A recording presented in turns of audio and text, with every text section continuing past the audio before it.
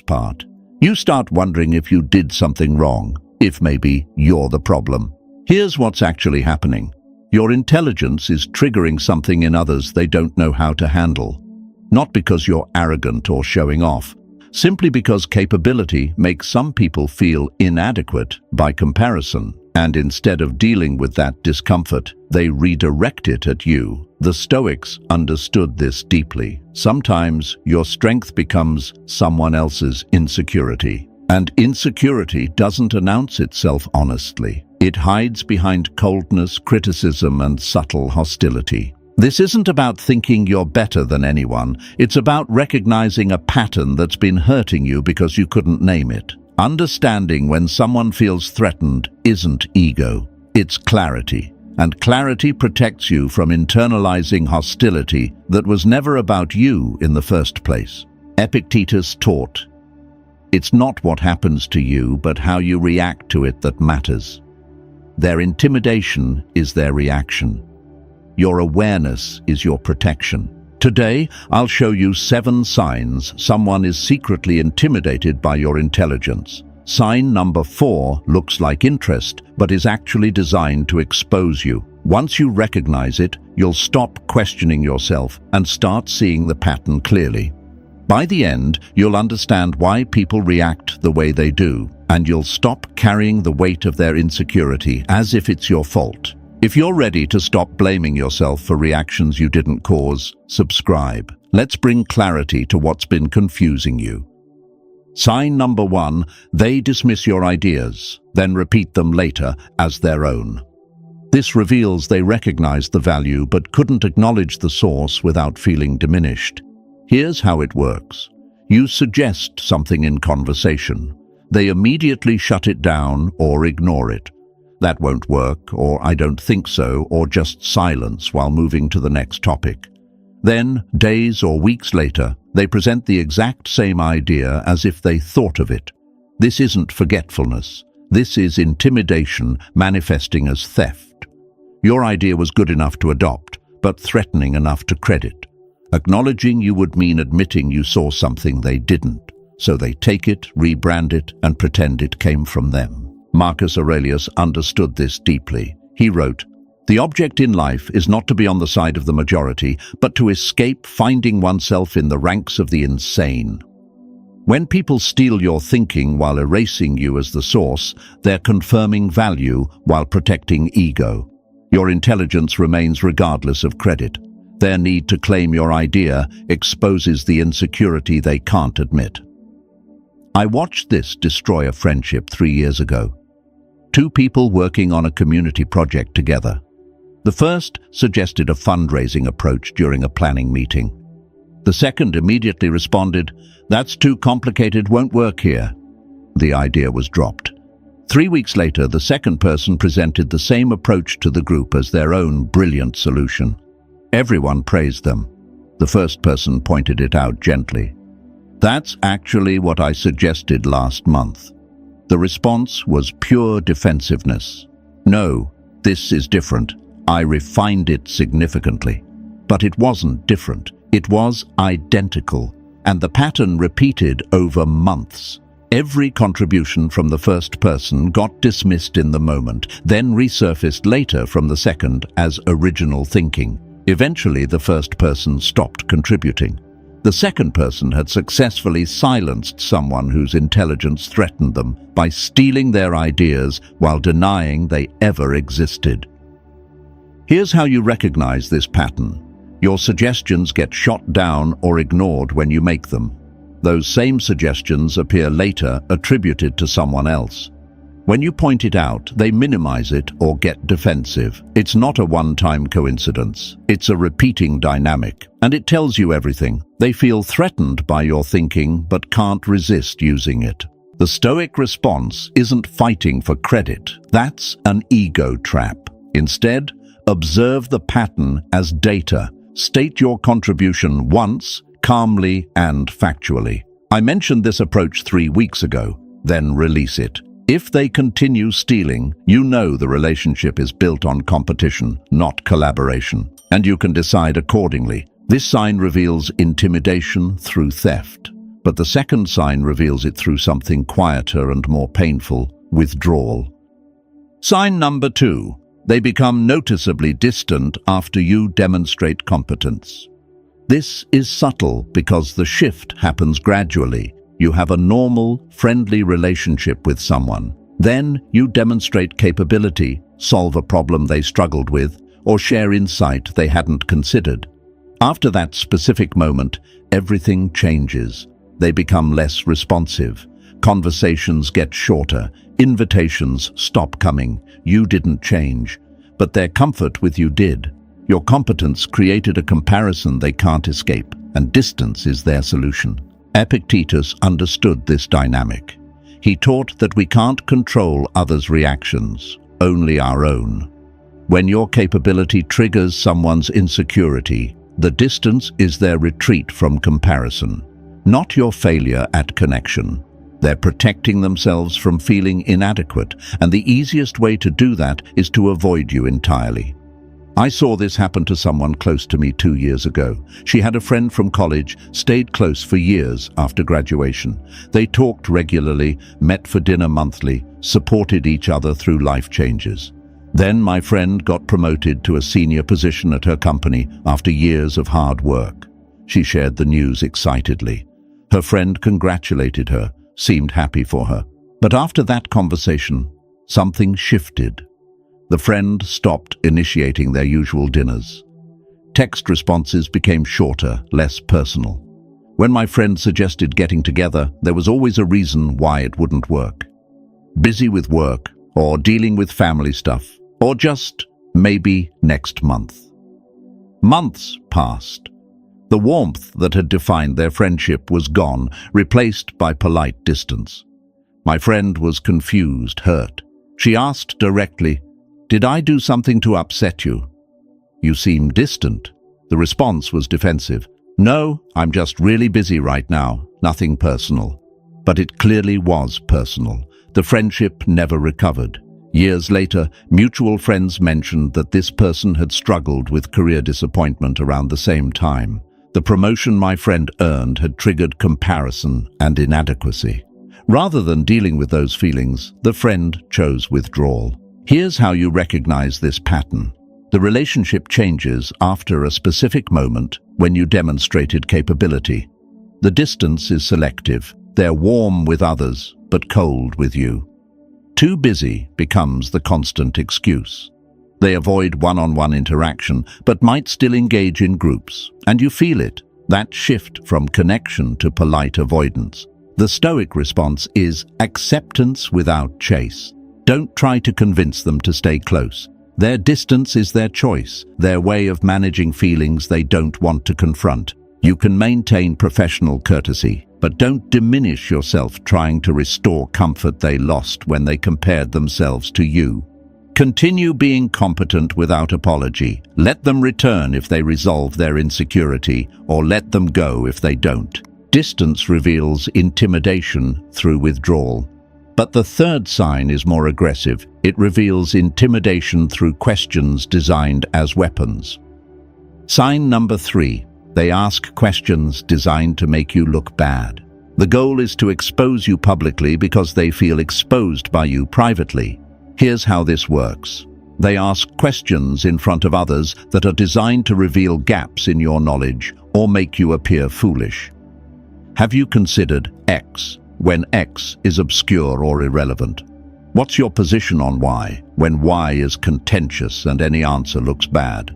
These aren't genuine inquiries seeking your perspective, they're traps. If you answer well, they claim they were just curious. If you stumble, they've succeeded in diminishing you. The attack is deniable because it's disguised as innocent questioning. Seneca understood this tactic well. He wrote, "A sword by itself does not slay. It is merely the weapon used by the slayer. Questions become the weapon. Intimidation is the motivation. Your stumbling doesn't create their insecurity. It just temporarily relieves it by making them feel less inadequate by comparison." I experienced this directly at a book club 4 years ago. The group discussed various topics, usually casual and friendly. One member had been noticeably quiet since I'd joined. Then, one evening, mid-discussion about a novel, she suddenly asked, "What's your analysis of the post-colonial feminist critique in relation to the author's use of narrative unreliability as a response to historical erasure?" It was hyper-specific, combining multiple theoretical frameworks that weren't relevant to our casual discussion. Everyone else looked confused. I paused, recognized what was happening. "I haven't thought about it through that specific lens. What's your take?" I deflected, rather than pretending expertise I didn't have. She had no answer. She'd constructed the question purely to expose what I didn't know, not because she had insight to share. The pattern continued over months, always questions in front of the group, always designed to make me look uninformed. Never in private conversations where genuine learning happens. Eventually, another member pulled me aside. "I've noticed she only does this to you." "I think she feels threatened." That confirmation helped. I wasn't imagining it. This person's questions weren't curiosity. They were attacks disguised as intellectual engagement. Here's how you recognize this pattern. Questions come in public settings, not private ones. The specificity is designed to expose, not to genuinely explore. The tone carries challenge, not curiosity. If you admit not knowing, they don't offer their perspective because they don't have one. The goal was exposure, not exchange. And crucially, if you answer confidently, they don't follow up because they weren't actually interested in the answer. The Stoic response is refusing to pretend knowledge you don't have. "I don't know, what's your understanding?" turns the question back and often reveals they had none, or simply, "That feels like a test, not a conversation." What are you actually asking? Name the dynamic directly. And if the pattern persists, limit engagement with someone who treats dialogue as warfare. If you've ever been asked a question in front of others that felt more like a trap than genuine curiosity, and you're realizing now it was someone trying to expose you because they felt threatened, comment, "I see it now," below. Your 3 words might help someone else recognize they're not imagining the pattern. The 4th sign reveals it through something that feels more frustrating: constant interruption. Sign number 4. They frequently interrupt or talk over you. They interrupt you specifically because your intelligence threatens their perceived position in the conversation. Here's what's happening. You start to speak, especially when making a substantive point, and they cut you off. Mid-sentence, they redirect the conversation. You try to finish your thought. They talk over you with increased volume. This isn't enthusiasm or accidental overlap, it's a power move. By controlling when you can speak and forcing you to stop, they're attempting to limit your influence. Your insights carry weight they can't match, so they prevent those insights from fully landing. Epictetus taught, "We have 2 ears and 1 mouth so that we can listen twice as much as we speak." But those who feel threatened by your intelligence do the opposite. They monopolize conversational space because silence, letting you finish, would mean your ideas get full attention. And that attention highlights the comparison they're trying to avoid. I watched this dynamic play out at family gatherings for years. My cousin is brilliant, works in research, has deep knowledge across many topics, but one uncle consistently interrupted her. Not everyone, just her. She'd start explaining something, 2 sentences in, he'd cut her off. "Yeah, but here's the thing," or "Actually what you should know is," and take over completely. It happened so often that eventually she stopped trying to contribute in group settings. One holiday, after it happened 3 times in an hour, my aunt finally said, "Let her finish. You've interrupted her every time she's spoken." The uncle looked genuinely surprised, defensive. "I'm not interrupting, I'm adding to the conversation." But he wasn't adding, he was replacing. The pattern was so ingrained he didn't even recognize he was doing it. Later, my cousin told me she'd noticed it for years, but thought maybe she was being too sensitive. I started wondering if I talk too much or if my points aren't worth making. But it wasn't about her. It was about him. She has a PhD, speaks clearly and with authority. That authority made him feel less authoritative by comparison. Interruption was his way of reclaiming the hierarchy he felt slipping. Here's how you recognize this. The interruptions are selective, not universal rudeness. They happen most when you're making substantive contributions. The person redirects rather than building on what you said. Others notice and look uncomfortable. If you ask to finish, they become defensive rather than apologetic. And the pattern persists even after you've addressed it directly. The Stoic response is calm boundary setting. "I'd like to finish my point," stated clearly and without emotion. If it continues, "I notice you interrupt me frequently. Is there a reason you don't want to hear what I'm saying?" Direct questions expose patterns people prefer to keep hidden. And if nothing changes, understand that someone who needs to silence you to feel important will always prioritize their comfort over your voice. Limit conversations with people who treat dialogue as territory to dominate. Interruption reveals intimidation through conversational control, but the fifth sign reveals it through criticism that misses the forest for the trees. Sign number 5. They nitpick your work or ideas, focusing on minor flaws. Here's the dynamic. You present something, an idea, a project, a solution. The quality is strong overall, but they ignore the substance entirely and zoom in on trivial details. A formatting inconsistency, a word choice, a minor point that doesn't affect the core value. The criticism is disproportionate because it's not really about improvement. It's about finding something, anything, they can position themselves above you on. If they can't criticize the whole, they'll criticize a part. And by doing that, they reclaim the sense of authority your competence threatened. Marcus Aurelius wrote, "When you wake up in the morning, tell yourself, the people I deal with today will be meddling, ungrateful, arrogant, dishonest, jealous, and surly." He expected criticism from threatened people, and he understood that small criticisms from insecure people are often compliments in disguise. If they had legitimate, substantial critique, they'd offer it. The fact that they have to reach for minor flaws tells you the work itself is solid. I experienced this consistently with a colleague over 2 years. Every time I submitted work, this person would provide feedback, but the feedback never addressed the actual content. One time, I submitted a comprehensive strategy document, 40 pages analyzing market trends and recommending approaches.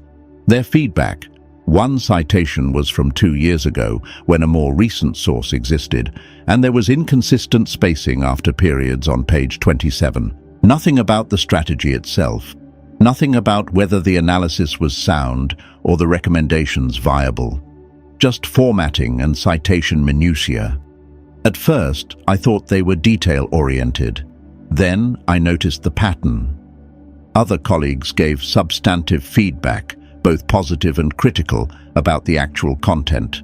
This person only ever found small technical flaws, and when those were corrected, they'd find different small flaws. It was never about the work. It was about maintaining a position where they could criticize me, because acknowledging the quality would mean acknowledging capability that made them uncomfortable. Here's how you recognize this. Criticism focuses on minor details while ignoring substance. The emphasis is disproportionate to the importance of the flaw. There's no acknowledgement of overall quality. The pattern repeats, always finding something small to critique, even when major elements are strong. Other people don't share these concerns. They engage with the actual content. And crucially, the feedback doesn't actually help you improve. It just highlights imperfections. The Stoic response is receiving it politely without defending disproportionately. "I'll consider that, thanks," acknowledges without engaging in lengthy justification.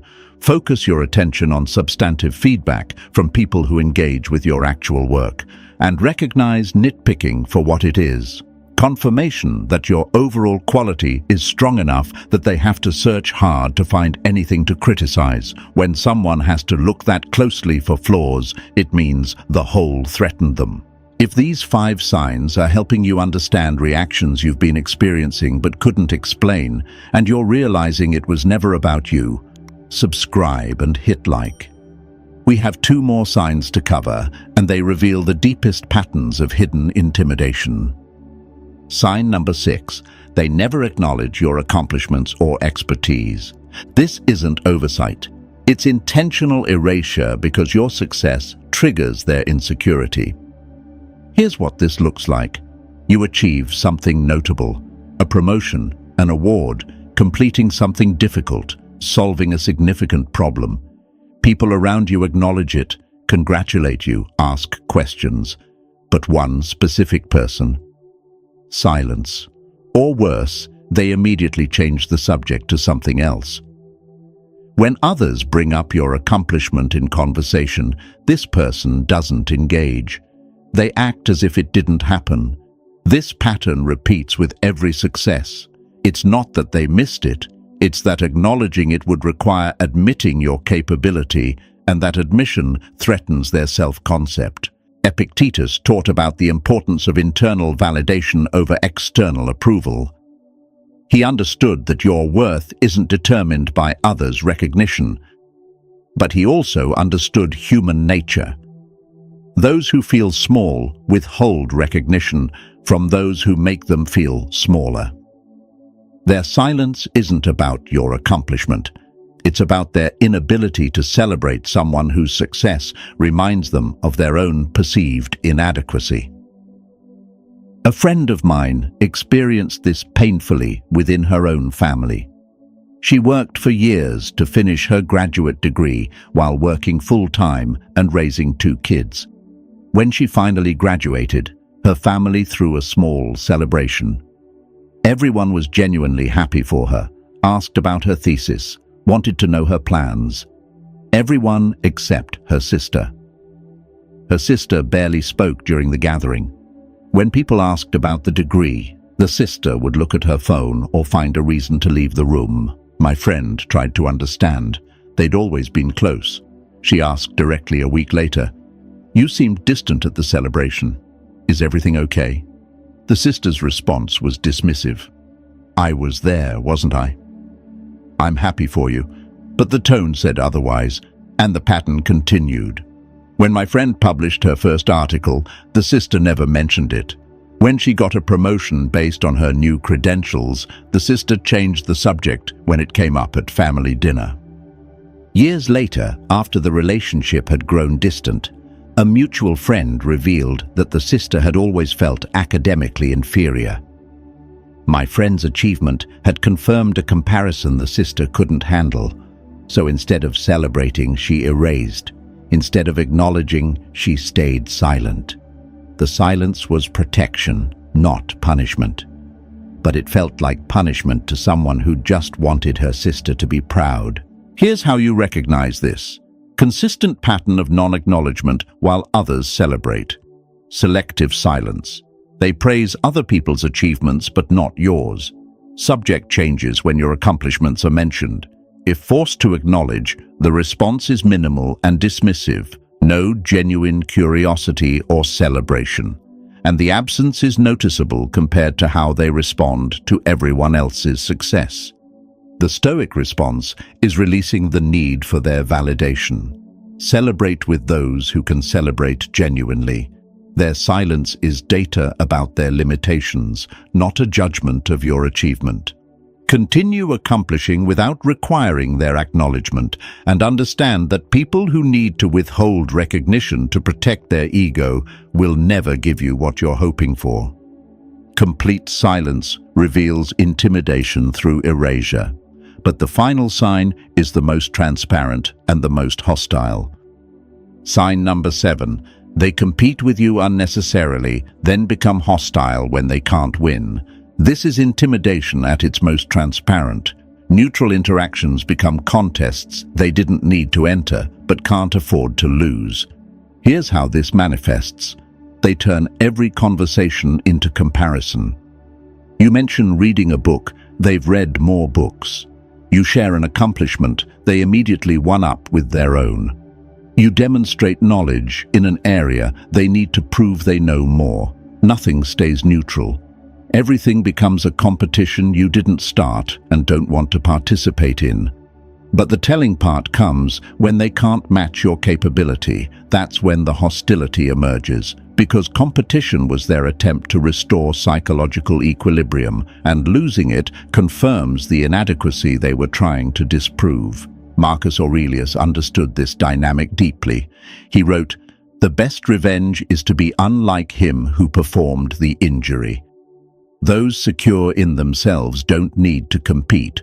Those intimidated can't help it. And when competition fails to resolve their insecurity, hostility becomes the final defense mechanism. It's not about you. It's about their inability to accept your capability without feeling diminished. I watched this destroy a friendship over the course of 3 years. Two people who met through a shared interest in photography. Initially supportive, sharing tips and celebrating each other's work.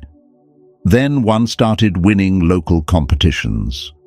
The other's entire demeanor changed. Suddenly, every conversation was comparative. "You shot that at f4? I always use f2.8 for better depth." Or, "That location is nice, but the one I found last month has better light." It escalated when the first got a gallery showing. The second claimed they'd been offered one too, but turned it down because commercial galleries compromise artistic integrity. But there was no offer. It was a defense. Then they started entering the same competitions. When the first placed and the second didn't, the hostility became unmistakable. Curt responses. Stopped sharing location tips. Eventually, direct criticism in group settings. Comments designed to diminish the first photographer's work publicly. The first photographer tried to understand, "Are we okay? You seem upset with me." The response was cold. "I'm fine. Maybe you're just too sensitive about feedback." But it wasn't feedback. It was hostility born from a competition that one person couldn't stop entering and couldn't win. The friendship ended because one person's success had become unbearable proof of the other's perceived inadequacy. Here's how you recognize this. Neutral mentions become competitions. They one-up everything you share. When you succeed and they don't, visible negative emotion emerges. The relationship feels exhausting because everything is adversarial. And eventually, when competition doesn't restore the equilibrium they need, hostility replaces the pretense of friendliness. The Stoic response is refusing to enter competitions you didn't start. State it clearly. "I'm not competing with you." When they turn hostile, understand it's their final refuge from feelings they can't resolve. Set boundaries. This doesn't need to be a contest. And if nothing changes, distance yourself. Someone who needs to compete with you constantly to feel adequate will never allow you to just exist peacefully. Their need to measure themselves against you is their cage, not yours to share. These 7 signs, idea theft, sudden distance, attacking questions, constant interruption, nitpicking minor flaws, refusing acknowledgement and hostile competition, they don't reveal flaws in you. They reveal intimidation in them. Your intelligence creates